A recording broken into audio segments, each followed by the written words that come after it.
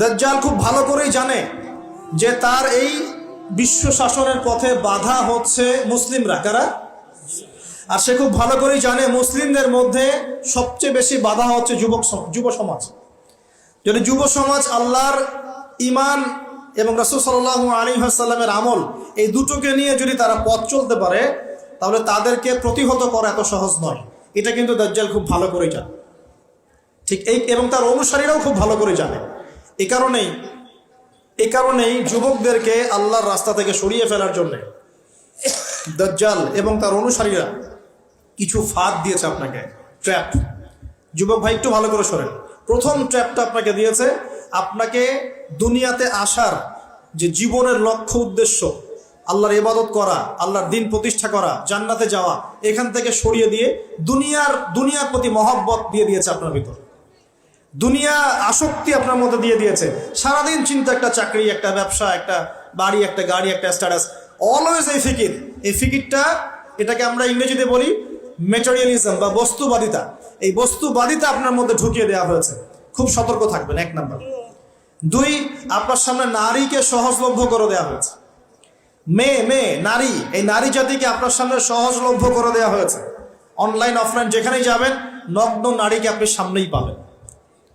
মাত্র 1000-2000 টাকা দিয়ে মানুষ জেনা করতে পারে, এখন রাত কাটাতে পারে, কেউ বাধা দেওয়ার নাই। কিন্তু যদি হালালভাবে বিয়ে করতে চান, পদে পদে বাধা পাবেন। আপনি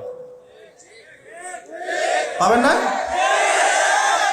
হালালভাবে বিয়ে করতে চাইলে পদে পদে বাধা পাচ্ছেন, কিন্তু জেনা করতে গেলে আপনাকে কেউ বাধা দিচ্ছে না। একটা ছেলে চাইলেই হোটেলে রাত কাটাতে পারে এখন। আর এখন ফ্রি মিক্সিং এর যুগ, আর ছেলে মেয়ের অবাধ মেলামেশা। বিয়ের আগেই দেখা যায় ছেলেরা মেয়েদের স্বাদ ভোগ করে, মেয়েরা ছেলেদের স্বাদ ভোগ করে। এবং এই পরিসংখ্যান দিন দিন বাড়ছে বাংলার মাটিতে, বাড়ছে না? এটা আপনাকে আল্লাহর পথ থেকে সরিয়ে দেওয়ার জন্য মহিলাদেরকে অস্ত্র হিসেবে ইউজ করা হচ্ছে। খুব খেয়াল রাখবেন, আল্লাহ পাক বোঝার তৌফিক দান করুন। 3 নাম্বার, আপনার সামনে দারিদ্রতা, বেকারত্বের একটা হতাশা দিয়ে দেওয়া হয়েছে। দারিদ্রতা, আমার চাকরি হচ্ছে না, ক্যারিয়ার কি করব, বেকার হয়ে থাকলাম, এইসব হতাশা আপনার মধ্যে ঢুকিয়ে দেওয়া হয়েছে। কোনো ক্ষেত্রে পরিবারগুলোও আপনাকে হতাশ করে ফেলছে। এত টাকা পয়সা খরচ করলাম, টাকা পয়সা দিয়ে পড়ালাম, ডিগ্রি সার্টিফিকেট অর্জন করলি, এখনো চাকরি করতে পারিস না, কবে বড় হবি, নিজের পায়ে দাঁড়াবি, এই যে মানসিক চাপ, এগুলোতে কিন্তু যুব সমাজ আস্তে আস্তে আল্লাহর পথ থেকে সরে যায়। এবং এরপরে গিয়ে তারা মাদকের কাছে যায়। হতাশা, গার্লফ্রেন্ডের সাথে খারাপ সম্পর্ক, ফ্রি মিক্সিং অ্যাফেয়ার, জেনা, মিউজিক, তারপরে পর্নোগ্রাফি, এগুলোতে আসক্ত হয়ে এক পর্যায়ে গিয়ে মাদকের কাছে শান্তি খোঁজে।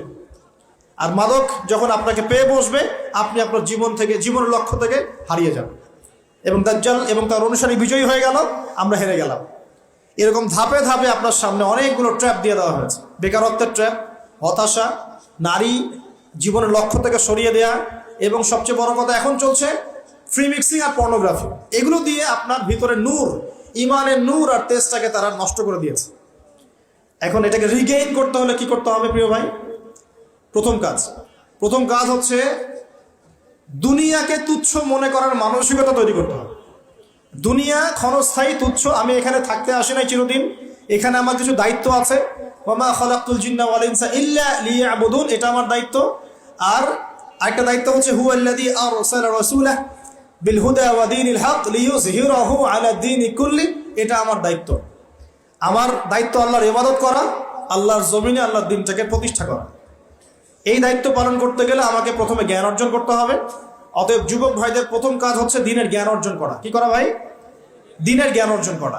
আপনি যে লাইনে পড়াশোনা করবেন, কিন্তু পাশাপাশি অবশ্যই দিনের বেসিক ফান্ডামেন্টাল জ্ঞান অর্জন করতে হবে। পারা যাবে তো ইনশাআল্লাহ? এরপর বেশি বেশি নেক আমল করবেন, নবী সাল্লাল্লাহু আলাইহি ওয়াসাল্লামের সুন্নত মোতাবেক জীবনটা গড়ার চেষ্টা করেন। 2, 3 নাম্বার, হালাল খাওয়ার চেষ্টা করবেন, হারামের দিকে যাবেন না। ঠিক আছে?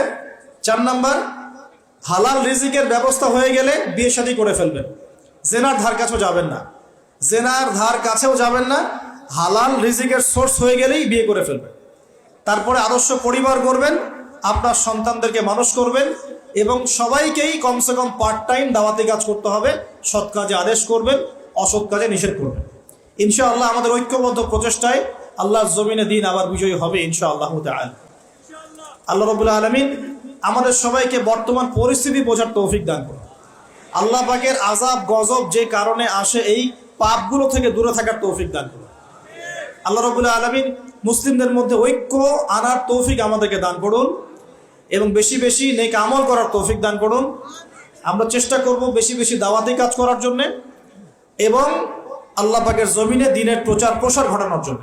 আল্লাহ রাব্বুল আলামিন আমাদের সবাইকে দ্বীনের জন্য কবুল করুন, সমকালীন বিষয়গুলো সম্পর্কে সচেতন থাকার তৌফিক দান করুন এবং আমরা যারা এখন পর্যন্ত গাফেলতির জীবনযাপন করছি তাদের সবার প্রতি আমার নসিহত হবে, প্রিয় ভাই, দুনিয়ার জীবনটা ক্ষণস্থায়ী। এই জীবনে যদি আমি ভোগবিলাসে মত্ত হয়ে যাই তাহলে পরকালে আল্লাহ রাব্বুল আলামিন আমাকে ছাড়বেন না।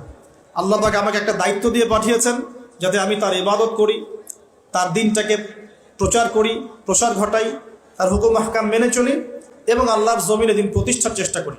আল্লাহ রাব্বুল আলামিন আমাদের যুবক ভাইদেরকে এই কাজগুলো আমল করার তৌফিক এনায়েত করুন বলি আমিন।